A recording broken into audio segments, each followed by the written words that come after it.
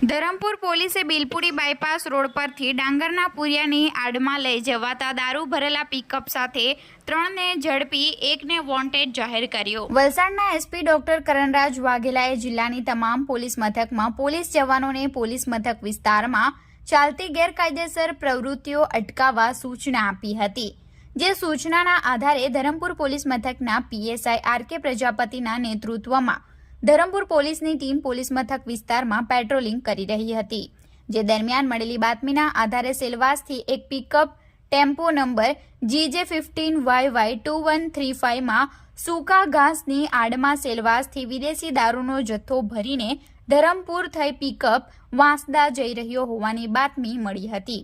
ત્યારે ધરમપુરના Bilpudi bypass road ઉપર બાતમીવાળા પિકઅપની પોલીસે વોચ ગોઠવી હતી, જે દરમિયાન બાતમીના વર્ણનવાળો પિકઅપ ટેમ્પો આવતા અટકાવી ચેક કરતા સૂકા ઘાસની આડમાં વાંસદા લઈ જવાતો 1104 બોટલ વિદેશી દારૂનો જથ્થો ઝડપી પાડ્યો હતો।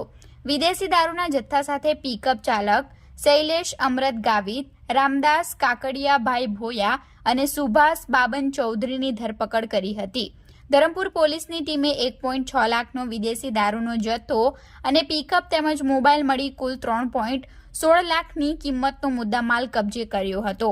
વિદેશી દારૂ જથ્થો ભરાવી આપનાર અને મંગાવનાર તથા કારમાં પાયલોટિંગ કરતી કારના ચાલકને વોન્ટેડ જાહેર કરી આગળની તપાસ હાથ ધરી હતી।